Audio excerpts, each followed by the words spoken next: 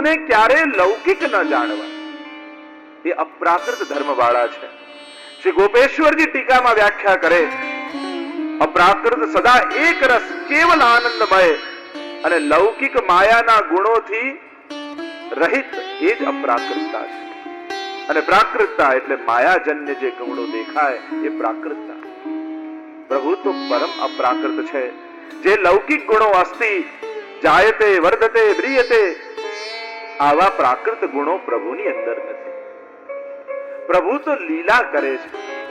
એ કર્મ બંધનને કારણે નથી પધારતા, અને જે પણ કરે એમાં એમને બંધન લાગતા નથી. કોઈ એમ કહે કે ત્યાં બલીને માર્યો એટલે ભગવાને કર્મ ભોગવવા માટે પાછું જરા નામના પારધીએ બાણ માર્યું. પણ મહાપ્રભુજી તો કહે, પ્રભુને કર્મ બંધન ક્યાંથી લાગે, કઈ રીતે લાગે? હા, પ્રભુ એનું સન્માન કરે, પણ બંધનમાં પ્રભુ આવતા નથી. પ્રભુ આવે છે જીવને મુક્ત કરવા માટે ભૂતલ પર, ભાવોનું પોષણ કરવા માટે ભૂતલ પર પધારે છે, એમને કર્મ બંધન લાગતા નથી. એમ કહેતા આગળ પ્રભુના બહિરંગ ધર્મોને સમજાવતા દ્વિતીય શ્લોકમાં શ્રી હરિરાય મહાપ્રભુજી આજ્ઞા કરે, બ્રહ્મને ઓળખવો હોય તો આ 5 લક્ષણથી ઓળખી શકાય, જે વેદોમાં બ્રહ્મની વ્યાખ્યા આવી કે બ્રહ્મ આવો છે. કેવો છે? ઈશ્વર તત્વ મહાત્મ જ્ઞાન પ્રભુનું કરવું હોય બહિરંગ ધર્મ દ્વારા, તો અહીંયા હરિરાય મહાપ્રભુજી બ્રહ્મનું મહાત્મ જ્ઞાન આપણને કરાવી રહ્યા છે. કેવા છે પ્રભુ? એમનામાં પહેલું ગુણ છે કર્તાપણું. આ બધું જે કંઈ પણ થઈ રહ્યું છે એ પ્રભુ કરી રહ્યા છે. બીજું ગુણ છે સર્વરૂપપણું. જેટલા પણ રૂપ નામના ભેદથી ક્રિયાઓ થઈ રહી છે બધામાં ઈશ્વર જ છે. રૂપ નામ વિભેદેન જગત ક્રીડતી યોયતઃ, એ જ ક્રીડા કરી રહ્યા છે. જે કંઈ પણ દેખાઈ રહ્યું છે રૂપ નામના ભેદ, એ મહાપ્રભુજી કહે એ પ્રભુ જ બિરાજી રહ્યા છે. ત્રીજું કહ્યું સર્વધારકપણું. આ બધાનું પાલન એ પ્રભુ કરે છે. એમણે ધારણ કરી રાખ્યા છે બધાને, પ્રભુ ચલાવી રહ્યા છે. ચોથું છે વ્યાપકપણું. આ કણ કણ ઈશ્વર દ્વારા સર્જિત છે, કણ કણમાં એ વ્યાપ્ત છે. અને પાંચમું કહ્યું વિરુદ્ધ ધર્માશ્રયપણું. પ્રભુ વિરુદ્ધ ધર્માશ્રય વાળા છે, અને એટલે જ પ્રભુને ઓળખવા કઠિન છે. તો એમ લાગે, કોઈ એમ કહે કે પ્રભુ તો પરમ શક્તિશાળી છે, ગિરિરાજ પર્વતને ટચલી આંગળીમાં ઉઠાવી લે છે, તો બીજી જ ક્ષણે પ્રભુ એવી લીલા કરે કે નંદાલયનો ઉંગરોય ન ઓળંગી શકે. વિરુદ્ધ ધર્માશ્રય વાળા છે, અને એટલે પ્રભુને ઓળખવા બહુ કઠિન છે. એક બાજુ તો ગીતામાં ઉપદેશ આપે છે નિર્માન મોહા જિતસંગ દોષા, અને એક બાજુ એ જ રામા અવતારમાં સીતાજીનું હરણ કરીને ગયા તો રામ બનીને રડી રહ્યા છે. એમને કોણ ઓળખી શકે? વિરુદ્ધ ધર્માશ્રય તો પ્રભુમાં છે. કોઈ એમ કહે કે મેં ઓળખી લીધા, તો બીજી ક્ષણે એવી લીલા કરશે કે એને થાય કે આ તો વિચાર્યું જ નહોતું. આ 5 ગુણો પ્રભુની અંદર બિરાજે. આ 5 બહિરંગ ધર્મો છે પ્રભુના.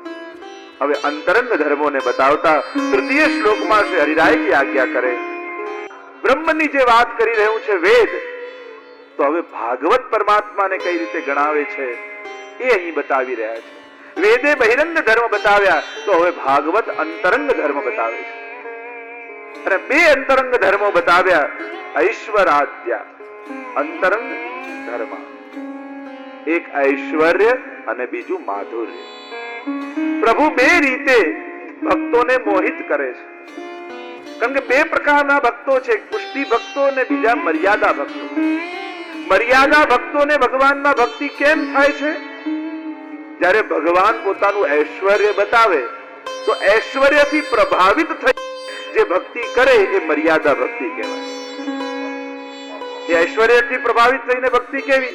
પરમાત્મા તો બહુ કૃપાળુ છે, પરમાત્મા તો બહુ શક્તિશાળી છે, એ તમારા સમસ્ત પાપોને કાપીને તમારા પર કૃપા કરશે. આવા ઐશ્વર્યને જુઓ, એના પ્રબળ પ્રતાપને જુઓ, અને એનું ચિંતન કરીને ભાવ થાય, ઓહો આવો શક્તિશાળી પરમાત્મા છે, તો આમની શરણમાં જઈશ, મારા બધા દુઃખો દૂર કરી દેશે.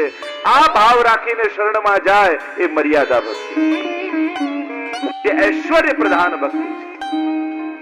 પ્રભાવિત થઈને જેમાં પ્રેમ થયો છે, એના સામર્થ્યને જોઈને જ્યાં પ્રેમ થાય છે એ મર્યાદા ભક્તિ, અને બીજું જ્યાં સ્વરૂપને જોઈને પ્રેમ થાય છે એ પુષ્ટિ ભક્તિ, જ્યાં માધુર્યને જોઈને ભક્તિ થાય છે, પ્રેમ થાય છે એ પુષ્ટિ ભક્તિ. એ કંઈ પણ ન કરતો હોય, જો એ પ્રભુ કહે કે લોકે શ્વાસન તથા વેદે હરિસ્તુ ન કરીષ્યતિ, મહાપ્રભુજી કહ્યું તમારું લૌકિક એ નહીં ને વેદિક એ નહીં કરે ઠાકોરજી, અને પુષ્ટિ ભક્ત તો કહે કે ભલે ને ન કરે, અમે તો એને પ્રેમ કરતા રહીશું, અમે એનાથી નથી ચાહતા, અમે તો એને ચાહીએ છીએ. સ્વરૂપની ભક્તિ, એ અમારું કાર્ય કરે ન કરે, એ અમારા કાજમાં આવે ન આવે, એ અમારું હિત કરે ન કરે, એ અમને હસાવે કે રડાવે, અમે તો એને પ્રેમ કરીએ છીએ. આ સ્વરૂપની ભક્તિ જ્યાં છે એ જ પુષ્ટિ ભક્તિ છે. પ્રભુ જ્યાં માધુર્ય દ્વારા આકર્ષણ કરે છે. હવે ગોપીઓને કોઈ સમજાવવા જાય, ગોપીને જઈને તમે એમ પૂછો કે તમે પ્રભુને કેમ પ્રેમ કરો છો, એ શું કહેશે, કઈ રીતે તમને સમજાવશો? બસ ચાહીએ છે.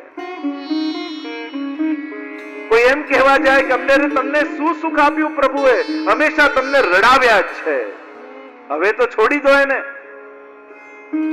ગોપીઓ કહે જો છોડવાનું હાથમાં હોત ને તો ક્યારનો છોડી દીધો હોત. અમારો વશ અમારા મન પર નથી રહ્યો, એ તો અમારા ચિત્તનું હરણ કરીને ગયો છે, કેમ એને છોડવો? બસ એને ચાહીએ છે. જ્યારે પણ પ્રેમનું કારણ મળે ને એ ક્ષણે પ્રેમ નાનો થઈ જાય. અકારણ પ્રેમ એ જ સર્વોપરી પ્રેમ છે. કોઈ કે તમે આને કેમ પ્રેમ કરો છો? આ સુંદર છે એટલે, આ સામર્થ્યવાન છે એટલે, આ બળવાન છે એટલે. આમ જો પ્રેમને કારણ મળે ને તો પ્રેમ નાનો થયો કહેવાય. પણ તમને કોઈ પૂછે કે પ્રેમ શા માટે કરો છો, કે કઈ સમજાતું નથી પણ બસ એને પ્રેમ કરીએ છીએ, એ દિવસે પ્રેમની સર્વોચ્ચ અવસ્થા કહેવાય.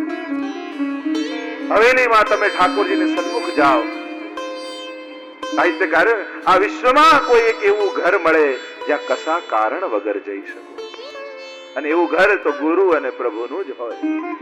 પ્રભુ પાસે જવાનું કોઈ કારણ ન હોય, એક જ કારણ હોય કે બસ તને ચાહું છું એટલી તારી પાસે આવે.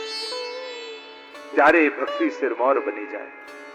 અહીંયા અંતરંગ ધર્મ બતાવ્યા. આગળ 12, 13, 14 અને 15માં શ્લોકમાં પ્રભુના 12 પ્રકારના વિરુદ્ધ ધર્માશ્રયપણાનું વર્ણન હરિરાયજી કરે.